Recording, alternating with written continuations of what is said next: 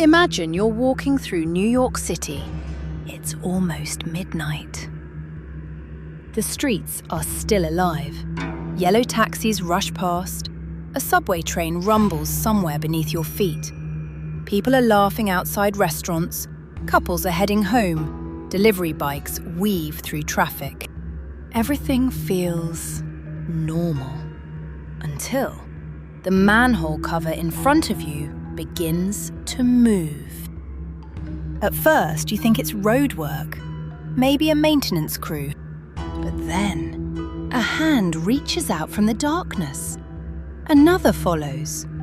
One person climbs out, then another. Nobody speaks. Nobody looks around.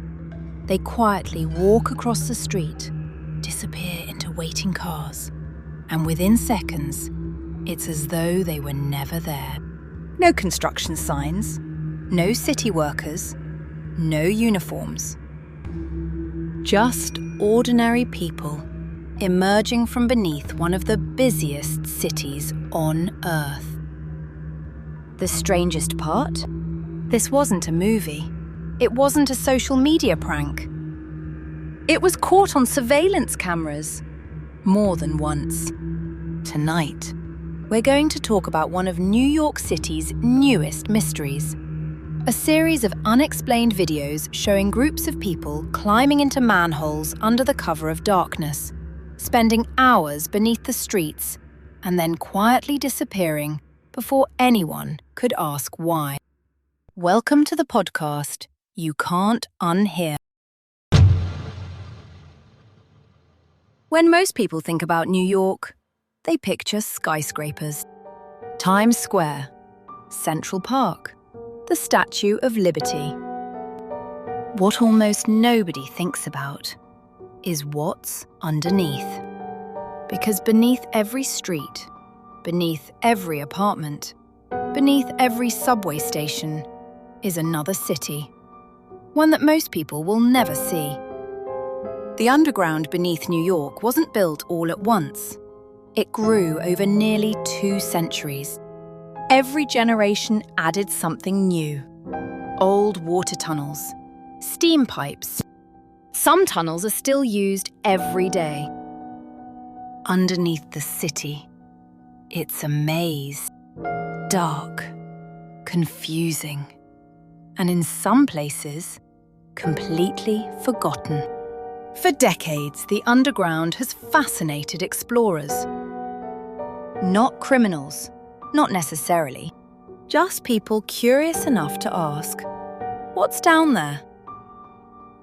Urban explorers have spent years documenting abandoned stations, sealed subway platforms, forgotten utility rooms, and tunnels filled with relics from another era. To some, it's history.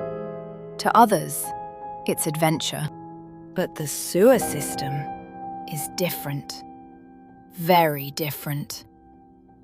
Unlike abandoned subway stations, the sewer network is still alive.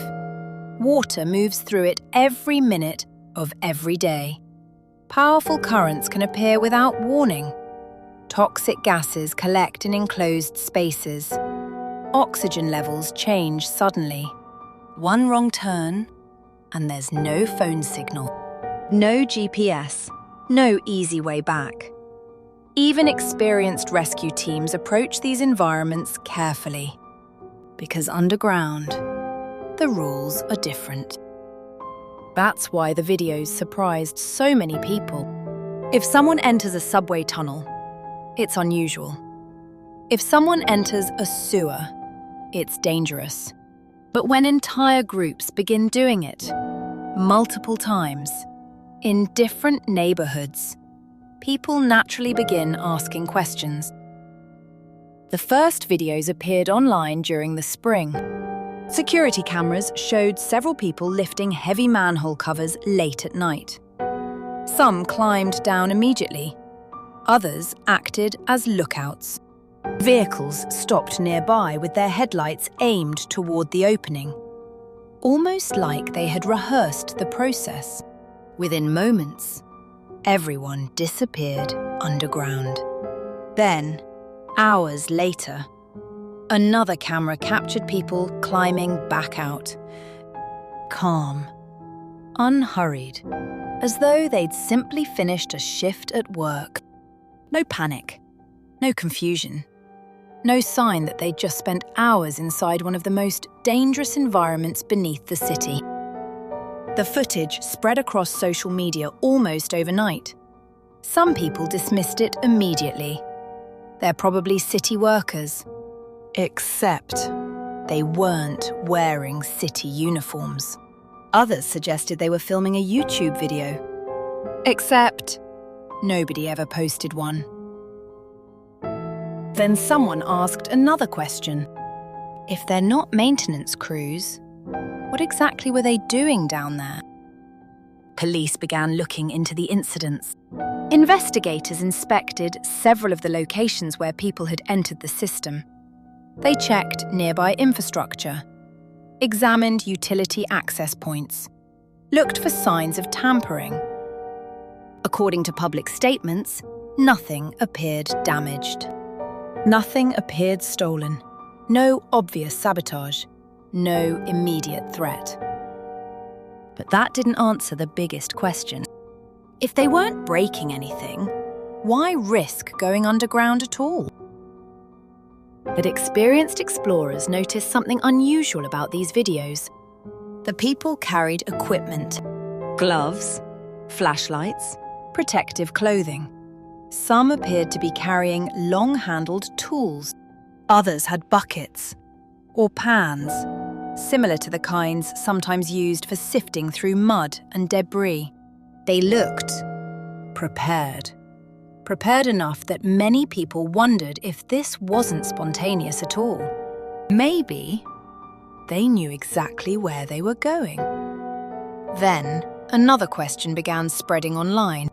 Not among police, not among city officials, among ordinary people. What if these weren't explorers at all?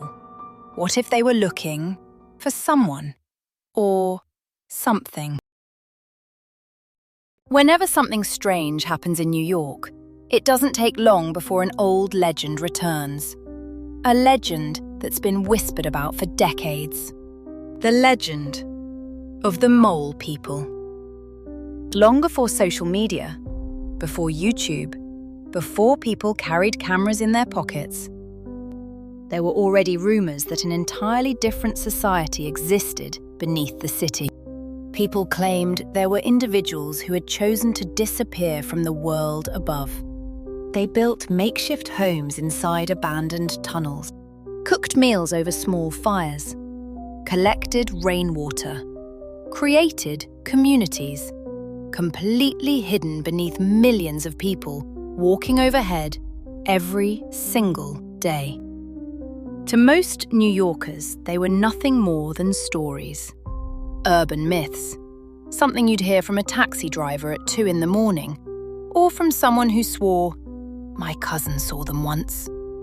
But in the early 1990s, those rumours suddenly became much harder to dismiss. Journalists, photographers, and documentary filmmakers began entering abandoned subway tunnels beneath Manhattan. What they found surprised everyone. There really were people living underground. Not thousands, not an entire hidden civilization, but enough to prove that the impossible was possible. Some had been homeless for years. Others struggled with addiction. Some suffered from mental illness. Many simply wanted to disappear from society altogether.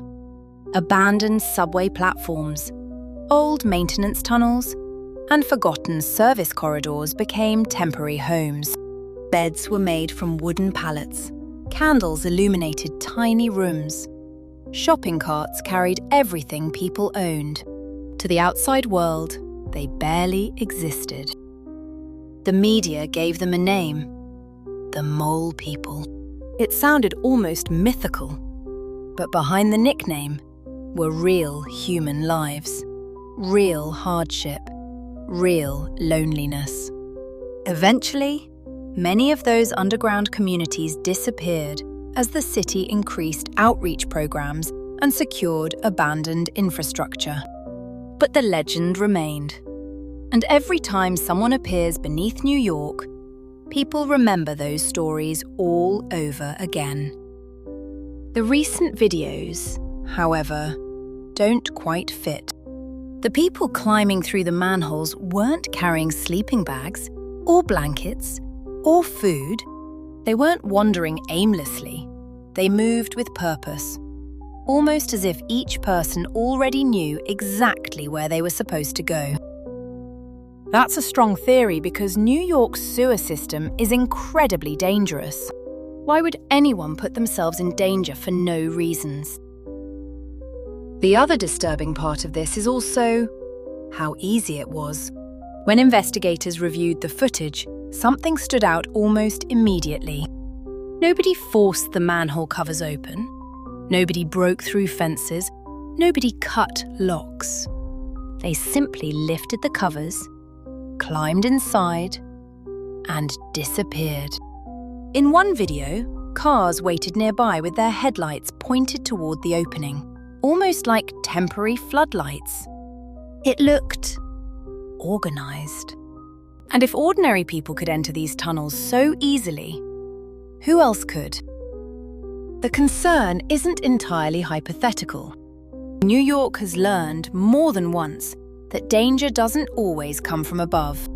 In 1993, a truck bomb exploded beneath the North Tower of the World Trade Center.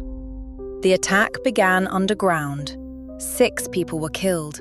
More than 1,000 others were injured. The towers remained standing that day, but investigators realized something important.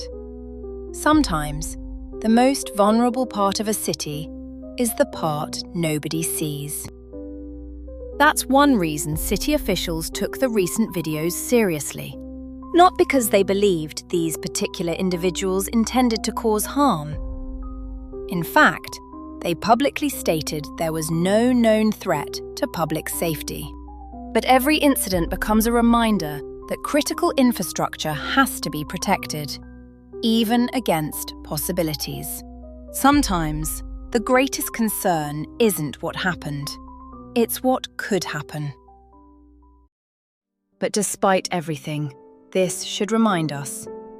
New York simply happens to hide many of its secrets beneath layers of concrete. After reading about this case, I found myself wondering something. Imagine standing on a busy Manhattan sidewalk. Thousands of people pass you every hour. The sounds of traffic echo through the streets. Then imagine someone quietly lifting a manhole cover just a few steps away, climbing into complete darkness and disappearing. Within seconds, the city closes above them again. Except you. And maybe that's what makes this story feel so unsettling. Because for just a brief moment, you become aware that there are 2 New Yorks. The one we all see, and another one hidden directly beneath it. Today, the authorities still don't have every answer. The investigation continues. The tunnels remain. And somewhere beneath the noise of one of the busiest cities on Earth, the underground keeps its secrets. Thank you for joining me tonight. If you enjoyed this episode, don't forget to follow the podcast because every day we uncover another story that blurs the line between history, mystery, folklore, and the things we still can't fully explain.